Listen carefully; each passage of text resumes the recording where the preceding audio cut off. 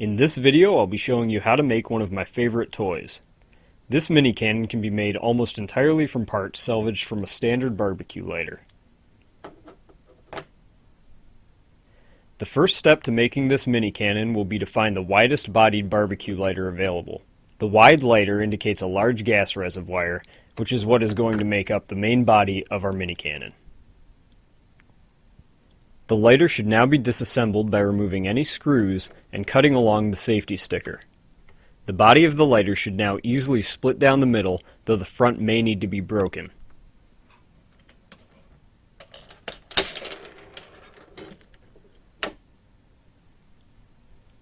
At this point, the gas line and wires will now be exposed. The gas line can be disconnected, and the wires should be pulled out from the front of the lighter. Now with the gas line disconnected and the wires pulled from the front of the lighter, you can extract this gas chamber. Now this piece right here, which can be easily removed, is the piezoelectric igniter. This is what is going to be used to create the spark which ignites the cannon.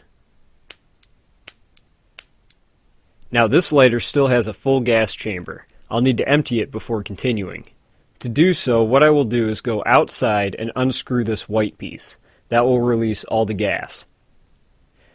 Alright, so I've now gone outside and I've removed this white piece to release the gas. I must now take this white piece and remove the brass valve out of it.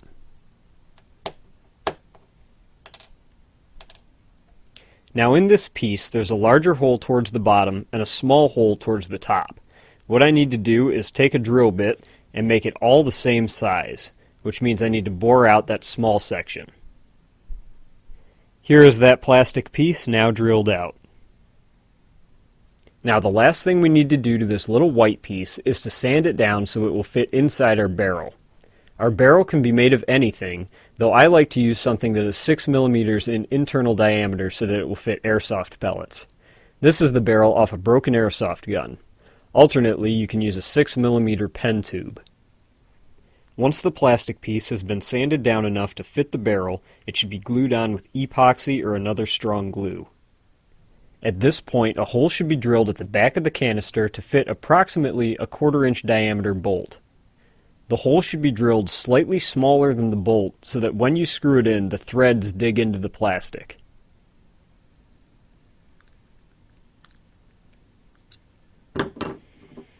The next thing we are going to do is to take 2 of these self-tapping screws and screw them through the wall of our chamber.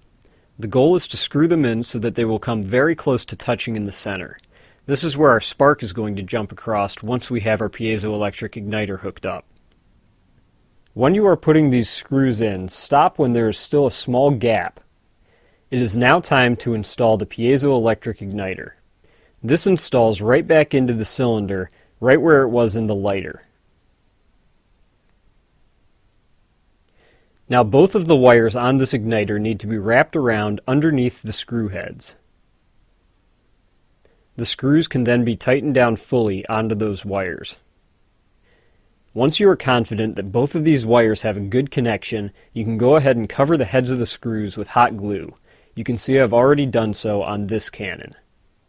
If you do not insulate the screw heads with hot glue, when you squeeze the trigger and you are holding the cannon like this, the screw heads will be making contact with your hand and you will simply be shocking yourself rather than igniting it. With the hot glue now over the heads of the screws on this cannon, it is now ready to fire. A final touch, however, is to add the trigger from the original lighter back to the cannon. The trigger does not fit as is right back on top of the piezo because the barrel is now in the way.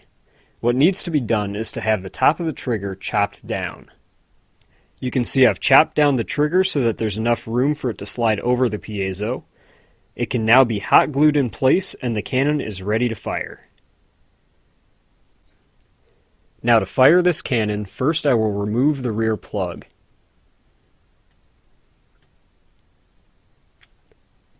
I will then insert a cotton swab that has been soaked in 90% rubbing alcohol.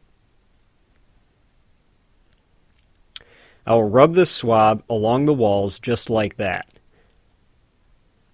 I then replace the plug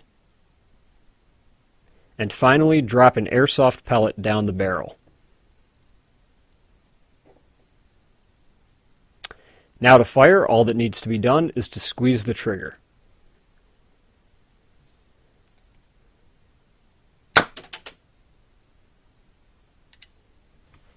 The only thing that must be done between repeat shots is to blow through the back end of the chamber so that all the old gas is cleared. And that is all there is to it to build this miniature combustion cannon.